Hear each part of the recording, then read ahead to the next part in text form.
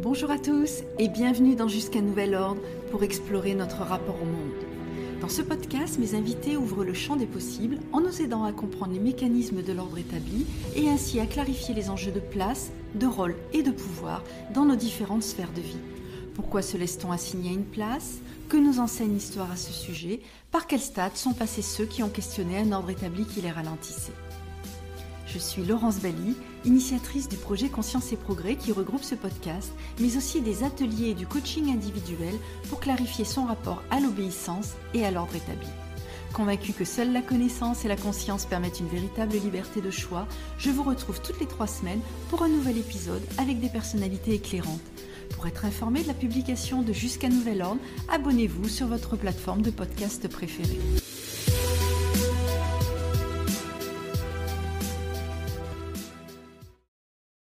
Vous le savez, je cherche à comprendre dans ce podcast les mécanismes de l'ordre établi qui assignent certains à une place et installent souvent des rapports de domination.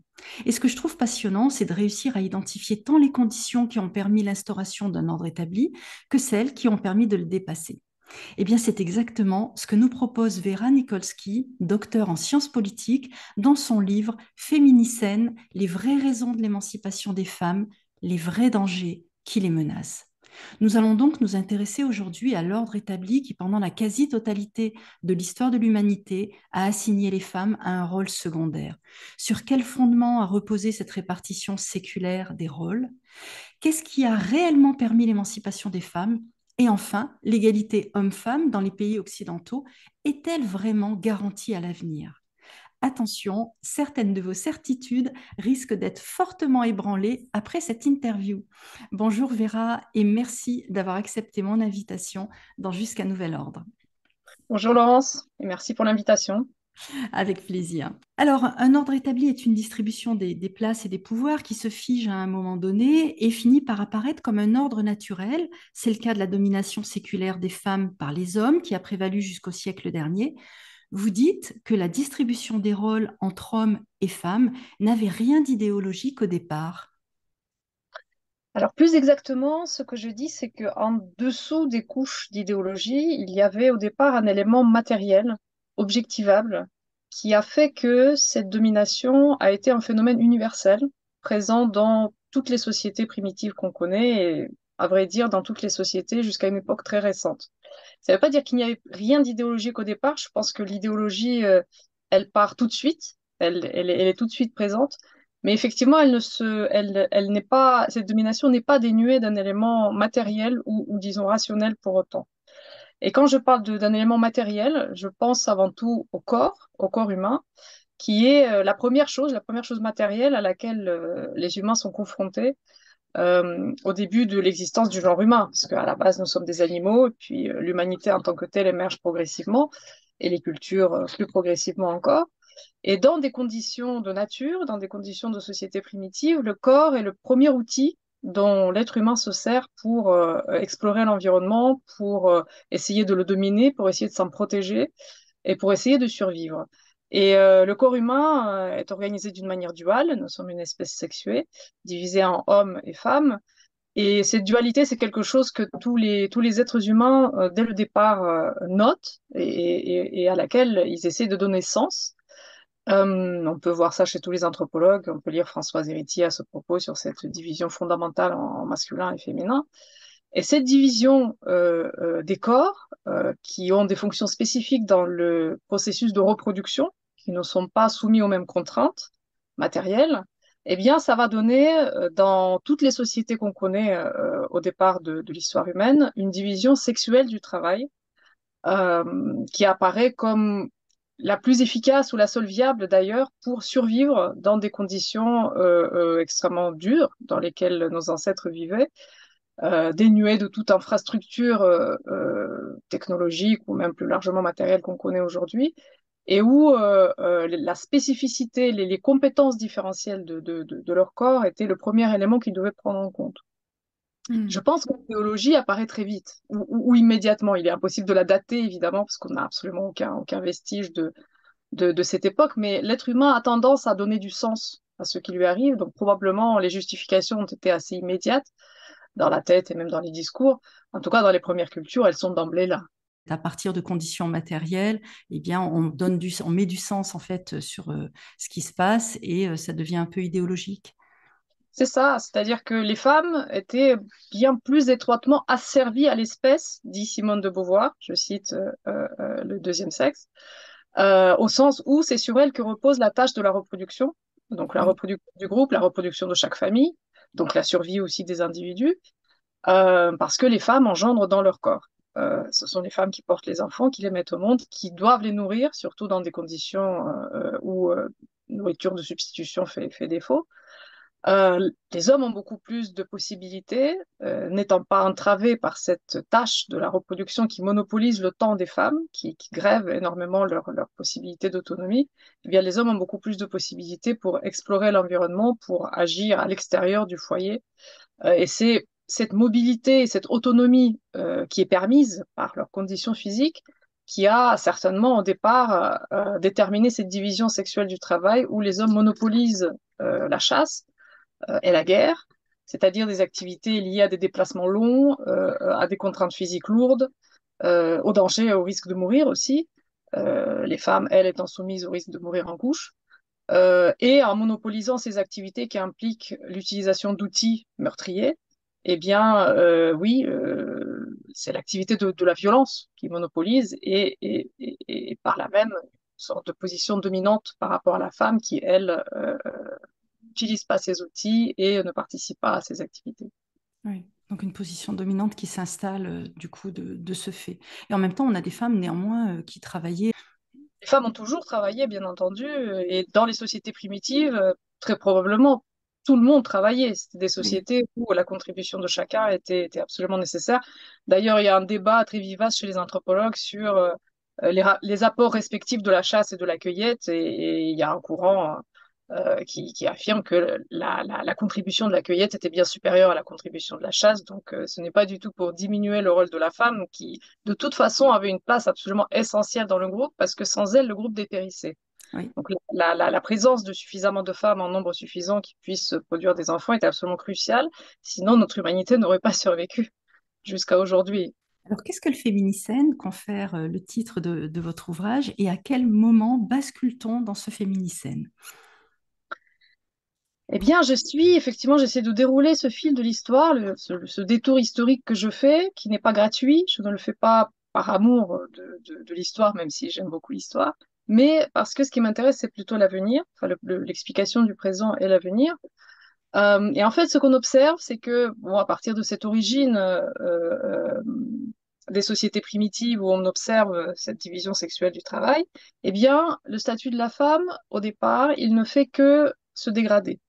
C'est-à-dire que la révolution néolithique, avec la sédentarisation, aggrave ce manque de mobilité et cette dépendance de la femme par rapport à l'homme, parce que la révolution néolithique, c'est aussi un moment où la natalité devient beaucoup plus importante.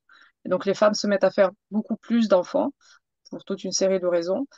Euh, Ce qui limite d'autant plus leur mobilité et les possibilités d'une action loin du foyer, à l'extérieur du foyer. Elles font plus d'enfants à cause Pourquoi? de la révolution néolithique. Il y a toute une série de facteurs qui se conjuguent. D'abord, la sédentarisation et l'agriculture. Ce sont des phénomènes qui changent la balance énergétique des individus. Jusque-là, les groupes humains étaient nomades.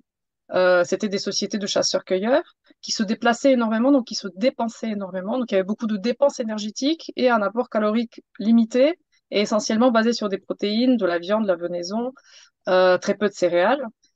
Ce qui fait que, d'une part, les femmes avaient cette balance énergétique faisait que le retour des couches après les accouchements était tardif. Et par ailleurs, les femmes allaitaient très longtemps. Elles allaitaient très longtemps parce que les petits-enfants ne pouvaient pas se nourrir d'autre chose que de lait maternel, étant donné les aliments que les êtres humains consommaient à cette époque. Il n'y avait pas de gruau, il n'y avait pas de Hmm. bouillie, il n'y avait pas de culture de céréales qui aurait pu remplacer. On n'avait pas domestiqué les animaux domestiques. La chèvre, plus tard, pouvait permettre de remplacer le lait maternel. Et là, la tâche de la nourriture des petits-enfants reposait vraiment sur la mère, ce qui retardait les grossesses postérieures, et ce qui était certainement rationnel pour ces groupes qui se déplaçaient beaucoup, et donc avoir trop d'enfants n'était pas non plus une tâche facile. En revanche, avec la sédentarisation, donc cette balance énergétique change, on bouge beaucoup moins, on se nourrit beaucoup plus de céréales Le retour des couches a tendance à devenir plus précoce et en plus, on peut nourrir les enfants avec des céréales, avec des bouillies. Donc, on a tendance à les sevrer plus tôt parce que c'est plus pratique. Donc, les femmes retombent enceintes beaucoup plus vite. Et en plus, ce sont des sociétés où on a besoin de bras. C'est-à-dire qu'il y a une demande en face, une demande économique qui est liée à cette nouvelle forme d'existence. L'agriculture qui commence à se développer, le défrichement, le labour, on a besoin de beaucoup de bras. Et donc, ces naissances sont bienvenues, elles sont encouragées, sans parler du fait que c'est également le moment où se développent les zoonoses, dues à cette vie en commun dans la promiscuité beaucoup plus grande qu'auparavant, et surtout à la domestication du bétail qui transmet des virus animaux à l'homme, ce qui fait que les petits-enfants commencent à mourir en nombre. La mortalité infantile devient rapidement très importante. Donc, on parle de la première transition démographique, on parle Mm. de la transition démographique agricole avec cette sédentarisation, où les femmes commencent à faire beaucoup d'enfants aussi parce qu'elles en perdent beaucoup. On fait des enfants et puis un sur deux ne survit pas. Donc une grande partie de la vie des femmes est consacrée à cette activité de la reproduction. Mm. Et donc, à quel moment bascule-t-on dans le féminicide? Voilà, et en fait, ce qu'on observe, c'est que bien sûr, les sociétés ont été très diverses. Il y a eu beaucoup de phases dans l'histoire humaine entre cette révolution néolithique et Mm. la transition démographique qu'on connaît.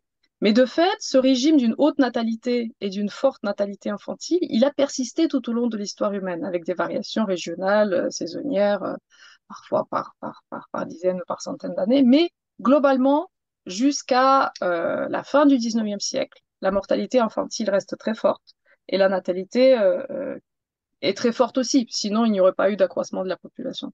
Et alors ce qui change, et pourquoi donc le titre du livre, Féminicène, ce qui change, c'est l'avènement d'une époque très différente qui constitue, à mes yeux et aux yeux de beaucoup d'historiens, euh, une sorte de rupture anthropologique de notre mode de vie du point de vue matériel. C'est l'entrée dans ce qu'on appelle de plus en plus aujourd'hui l'anthropocène, c'est-à-dire une nouvelle époque, quasiment une nouvelle époque géologique, qui est caractérisée par une action décuplée de l'humanité, des hommes, avec un grand H, sur leur environnement. Et cette action décuplée est due au recours massif à l'énergie qui fait suite à la révolution industrielle et qui l'accompagne, enfin qui lance aussi la révolution industrielle.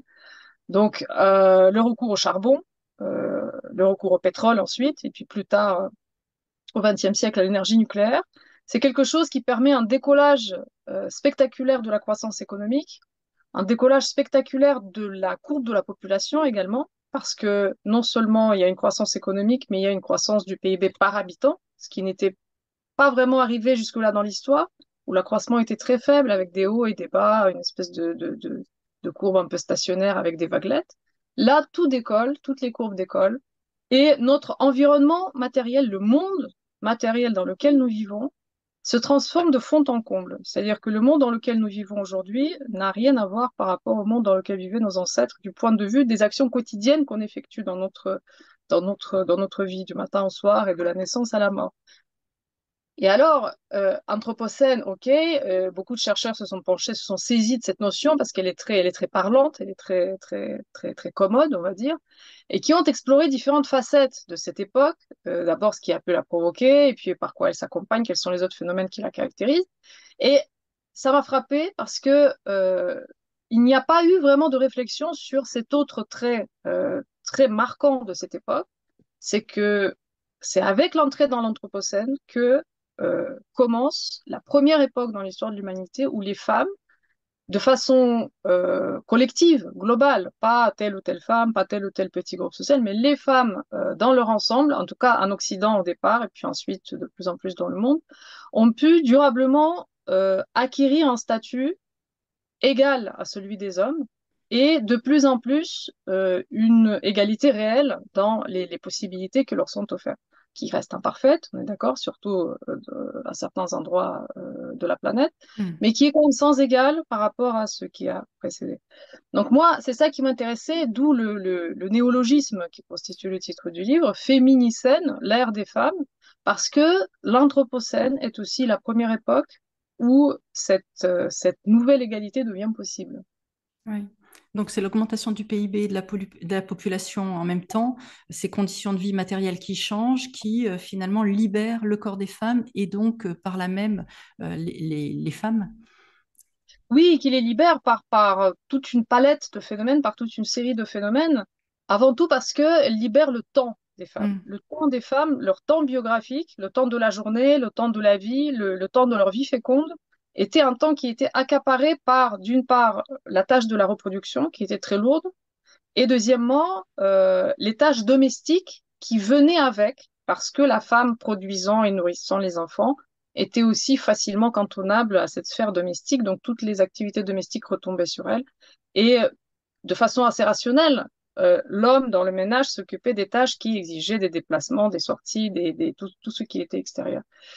Et alors, ce temps, il est libéré d'abord par le progrès technologique, qui fait suite à cette croissance économique, progrès technologique qui technologise notre quotidien, avec mm. non seulement les appareils c'est la petite partie émergée de l'iceberg, mais surtout toute l'infrastructure en dessous qui nous permet d'économiser un temps colossal dont on ne se rend même plus compte dans les tâches quotidiennes, boire de l'eau, se laver, laver des vêtements, etc. Tout ça, c'était des choses qui nécessitaient énormément d'action de la part de chaque foyer, de chaque homme, donc de chaque femme et qui sont aujourd'hui assurés par l'infrastructure technique et aussi par le biais de la division non plus sexuelle mais sociale du travail, avec d'autres gens ailleurs, grâce à d'autres appareils ailleurs, des appareils bien plus grands, des usines, n'est-ce pas, qui s'en chargent à notre place. Donc le temps des femmes profite énormément de ce mouvement-là, et puis il profite beaucoup de la baisse de la mortalité infantile, donc du progrès médical, qui est ce qui permet finalement aux femmes de faire moins d'enfants bien avant la contraception. La contraception, c'est quelque chose qui leur donne le pouvoir effectif, effectivement, de décider de tel à tel moment dans ma vie, je ne ferai pas d'enfant, et puis à tel moment, je choisirai d'en faire. Mais pour pouvoir prendre cette décision, pour pouvoir considérer sa vie, sa trajectoire de cette façon, il faut déjà, à la base, au fondement, savoir qu'on peut se permettre de faire peu d'enfants, qu'on peut en faire un, qu'on peut en faire deux. Pourquoi? Parce que ces enfants, sauf cas exceptionnel, sont destinés à vivre. Alors que dans une configuration où vous savez que un enfant sur deux risque de mourir sans grandir, sans avoir atteint l'âge adulte, eh bien, ça ne détermine pas du tout la même configuration mentale. On ne peut pas se C'est dire à un clair. enfant, si je veux, quand je veux. En tout cas, quand je veux, ce n'est pas possible. Et au niveau de la société, ce n'est pas possible non plus de se dire à un enfant, si je veux. Parce que si on n'en produit pas, eh bien, bah, voilà, il n'y a plus de société assez rapidement. Ce qui est beaucoup moins le cas, le cas aujourd'hui. Donc, c'est le relâchement de cette pression sur le temps des femmes qui leur permet, en fait, de participer à la vie sociale d'une manière bien plus similaire à ce que font les hommes, c'est-à-dire un travail à l'extérieur, des études, et puis même un temps pour soi. Virginia Woolf parle beaucoup de l'intérêt pour les femmes d'avoir une chambre à soi, du temps pour soi qui justement leur offre un espace d'autonomie où elles peuvent réfléchir et s'exprimer en tant qu'êtres humains et pas forcément mères de famille, etc.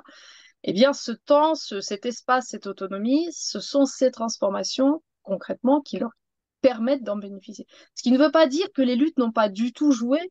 Les Oui. luttes, bien sûr, ont accéléré le processus. Les luttes ont pu jouer à certains moments pour obtenir certains droits.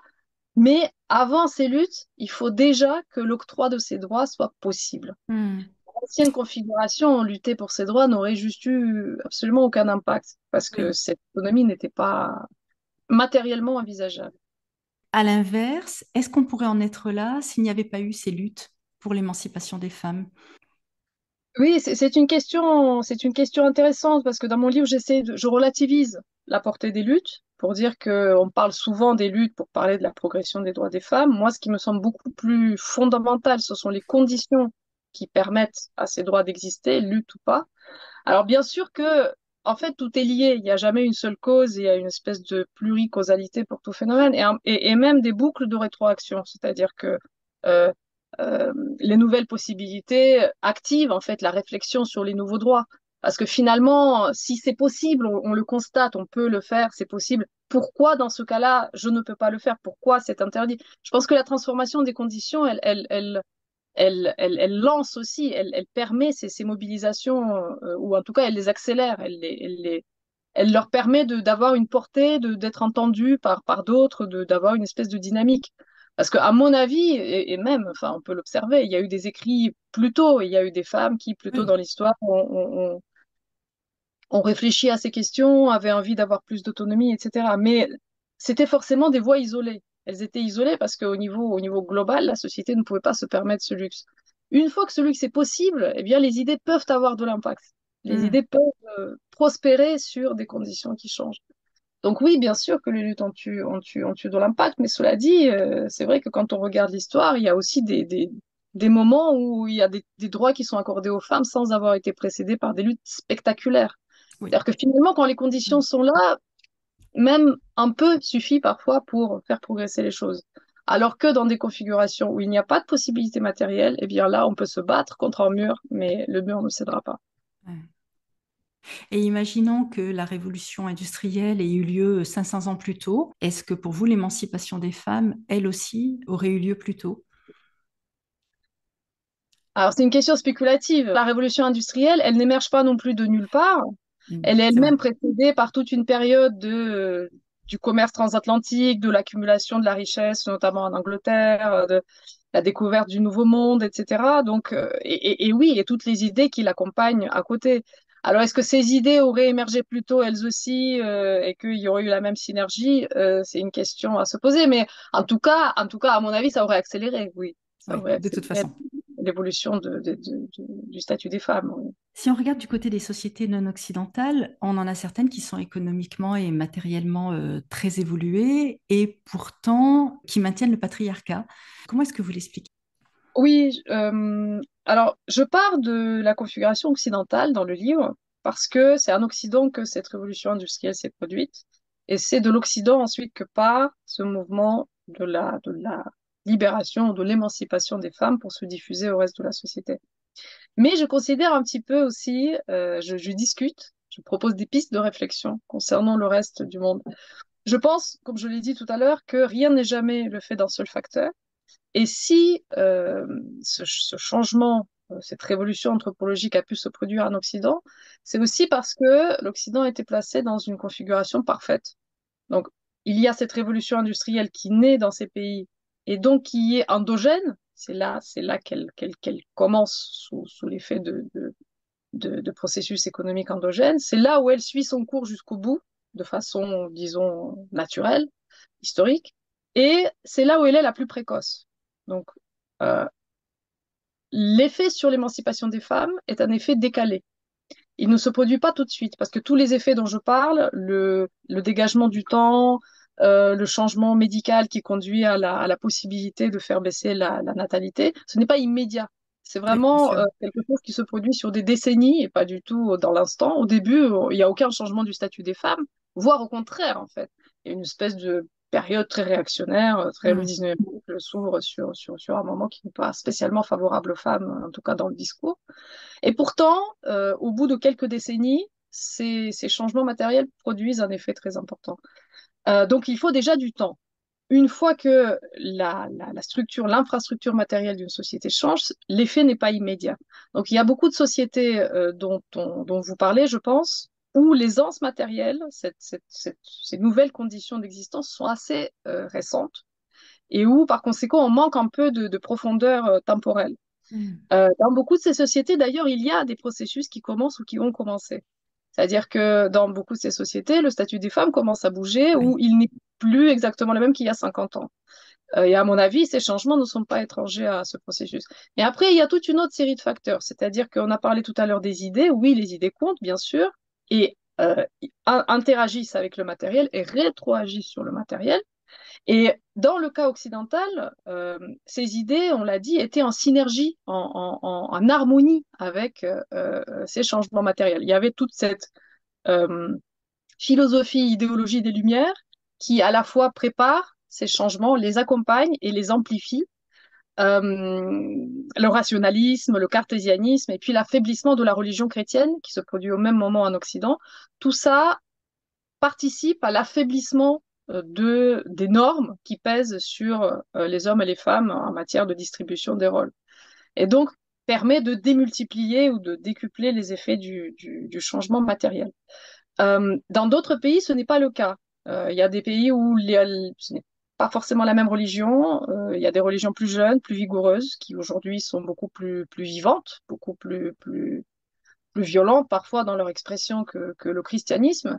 Et oui, on peut observer dans certains pays des va-et-vient. Par exemple, si on prend le cas de la Turquie, on voit avec la période kémaliste, qui est aussi une période où on industrialise, eh bien, un mouvement vers la libération des femmes, des changements très importants. Et puis ensuite, il y a des vagues en sens inverse parce que, eh bien, les structures traditionnelles ne sont vraiment pas mortes, et loin de l'être. Et donc, quand elles reprennent de la vigueur, eh bien, on voit un mouvement inverse du balancier. Donc oui, il y a évidemment une interaction entre ces éléments. Et puis, bon, il y a aussi cet argument d'Emmanuel Todd que j'aime beaucoup, qui est lié aux structures familiales. Et il se trouve, parce qu'ils ne sont pas les mêmes dans les différents endroits du monde, et il se trouve qu'en Occident, l'Occident, c'était aussi une zone où ces structures très longues, on parle de temps très long, hein, les structures familiales depuis sur des siècles, voire des millénaires, eh bien, les familles dans les pays occidentaux étaient beaucoup plus souvent organisées sur un système bilatéral nucléaire, donc des familles où la lignée de la femme et de l'homme comptait, peut-être pas également, mais en tout cas comptait toutes les deux. Et ce type de structure familiale était le moins oppressif finalement pour les femmes. Elles pouvaient hériter certains biens, elles pouvaient transmettre des Ouais. titres, donc la lignée de la femme comptait aussi, par rapport à d'autres régions du globe où il y avait une structure familiale sous forme de famille souche ou encore plus de familles communautaires, et notamment des pays dont on parle souvent, les pays du Moyen-Orient, des pays de cette zone centrale de l'Eurasie, étaient des pays où le modèle était plutôt celui de la famille communautaire, où là, pour le coup, l'abaissement du statut de la femme était très important. C'était vraiment des structures où les femmes comptaient pour peu de choses dans le fonctionnement du clan. Donc on part aussi de plus loin, on peut dire, n'est-ce Ouais. pas? Donc voilà, il y a plus de mécanismes de frein contre lesquels il faut lutter. Donc voilà, moi c'est comme ça que je vois les choses au niveau du monde. Après, si on a la chance de vivre quelques décennies de plus, on verra comment ça évolue. Absolument. Mais déjà, effectivement, avec ces éclairages, on comprend mieux, c'est extrêmement intéressant. Et vous expliquez que les structures idéologiques et mentales, en gros les normes, ne peuvent pas survivre si les conditions changent fondamentalement.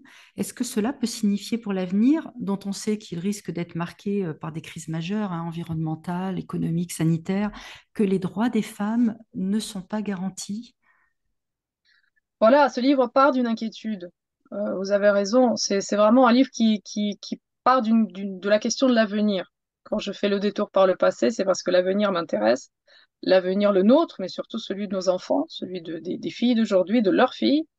Parce que, effectivement, si on accorde de l'importance aux éléments matériels pour expliquer l'évolution du statut des femmes par rapport au passé, il est logique de se demander si une évolution contraire, dégradation des conditions matérielles, ne va pas avoir un effet négatif sur ce statut.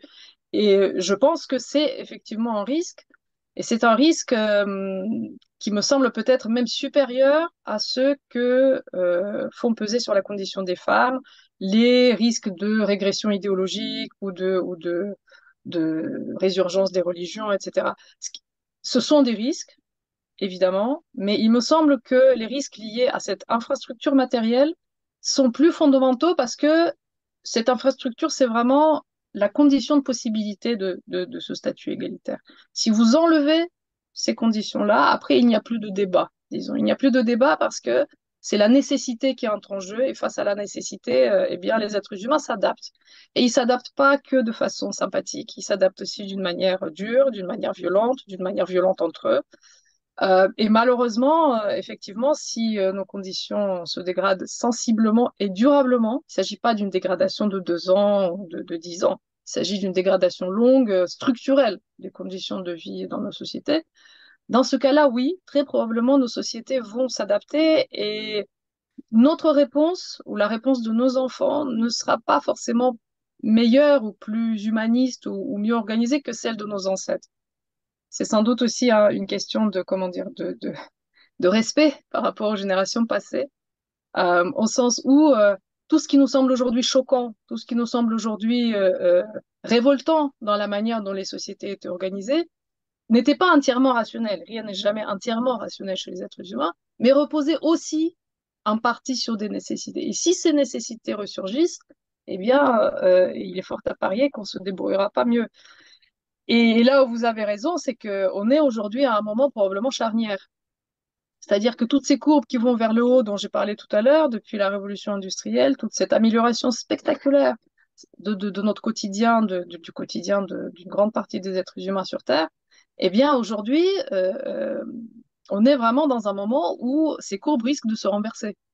On est peut-être tout en haut de la courbe et ce qu'on risque aujourd'hui, c'est un mouvement vers le bas. Pourquoi? Parce qu'on fait face à des crises multiples liées à ce qui fait la force de notre civilisation, mais donc qui fait aussi sa fragilité, parce que ce qui fait le fondement d'une civilisation, c'est toujours ce qui la rend potentiellement vulnérable si cet élément vient à faire défaut. Et notre civilisation thermo-industrielle est basée sur le recours massif à l'énergie. Oui. Cette énergie qui est caractérisée par sa finitude. Les hydrocarbures ne sont pas infinis. Nous avons dépassé probablement le pic de production, donc on va entrer dans une période de déplétion des ressources énergétiques et donc de raréfaction, donc de crise. On a, avec l'actualité, depuis quelques années, on a un petit avant-goût des complications que ça peut causer à nos sociétés, mais ce n'est que le petit frémissement du début des prémices. On n'est pas du tout dans le dur du sujet. Et puis, par ailleurs, donc, énergie, et puis aussi les autres ressources, parce qu'il n'y a pas que l'énergie, il y a aussi, on utilise massivement des métaux, on utilise massivement des composés chimiques, tous ces éléments qui ne sont pas garantis d'être disponibles éternellement et même pour beaucoup, on a un horizon d'épuisement très proche. Et puis l'autre crise qui risque de se télescoper avec celle-là, c'est la crise climatique, qui elle-même est totalement liée à la façon dont fonctionne du point de vue économique et matériel notre civilisation, parce que c'est cette formidable débauche d'énergie qui a déterminé cette transformation de notre quotidien qui finit par produire dans une boucle de rétroaction, on va dire, pernicieuse, parce elle n'est pas vertueuse, la déstabilisation du système Terre, de notre climat, des conditions de vie climatiques, environnementales, et donc des conditions de production aussi, notamment de production agricole, de fonctionnement de nos industries, etc. Et donc les deux crises conjuguées, avec une temporalité très similaire, à l'horizon de quelques décennies, on risque de vraiment entrer dans de grandes turbulences, oui, sont une menace, on le sait aujourd'hui, ça commence à faire consensus progressivement, une menace pour notre mode de vie, une menace pour l'organisation de nos sociétés, et à mon avis, les premiers membres de nos sociétés qui vont recevoir l'onde de choc, ce sont les femmes. C'est pas très encourageant. Alors du coup, quelles sont nos marges de manœuvre? Et en même temps, c'est Ouais, intéressant justement de voir les choses en face pour pouvoir les anticiper et les prévenir. oui, parce que ce qui me semble important, c'est que, à mon avis, la conscience, ou en tout cas la capacité à sous-peser ce danger, à l'évaluer, à essayer de conjecturer entre quelles bornes on se situe, c'est aussi ce qui permet oui, d'essayer d'agir, de réagir, de se préparer. Alors mon livre parfois on me dit qu'il est assez pessimiste ou fataliste, parce que c'est vrai que je ne propose aucune piste de grand soir ou de solution collective magique ou n'est-ce pas, grande révolution féministe qui empêchera tous ces changements. Peut-être qu'on peut penser à ce genre de solution, mais c'est vrai que je ne suis pas la bonne personne pour ça. Je propose des choses très modestes, mais qui, à mon avis, seraient déjà une première réponse rationnelle à la prise de conscience de ces risques.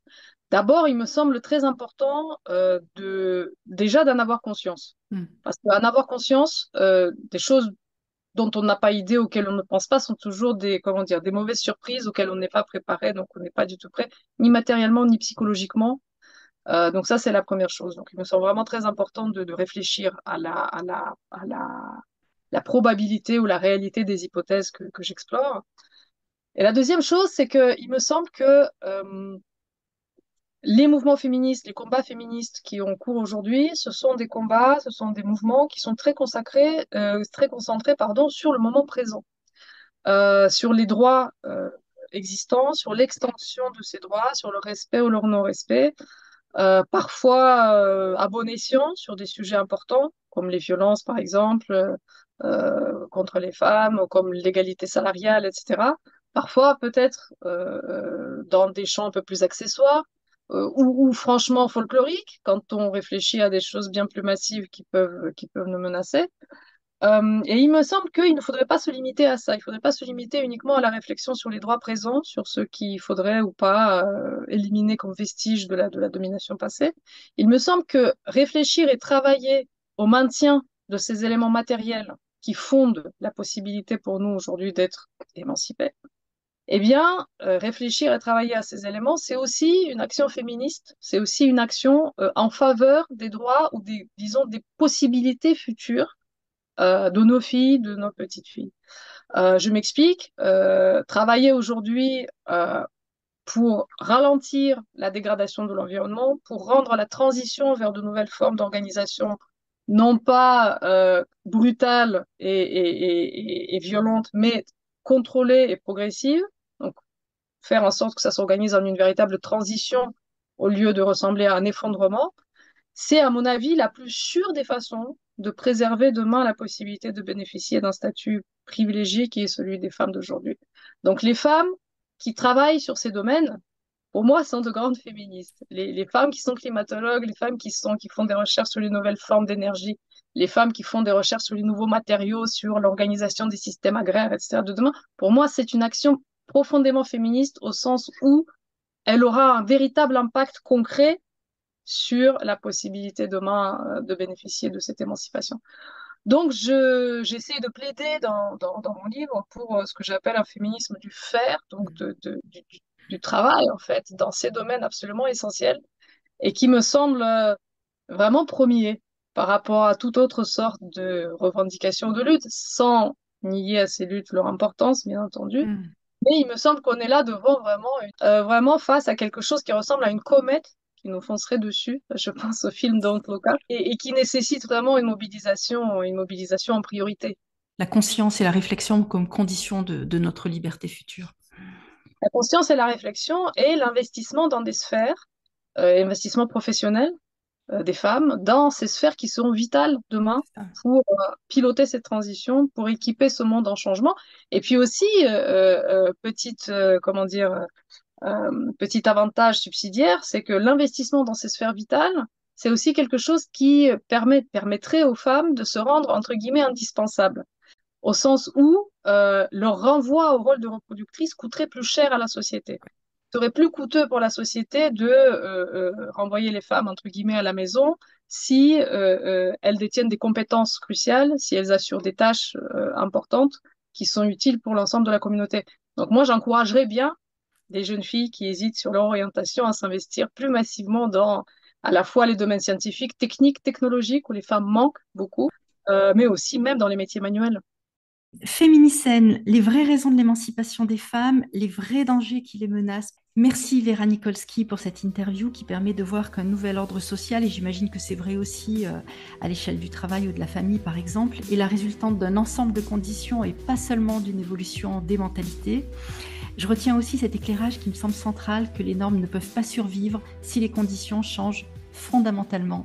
À méditer. Un très grand merci. Découvrez mes invités en avant-première sur Instagram à l'adresse Laurence Bali et sur Facebook à l'adresse Jusqu'à Nouvel Ordre.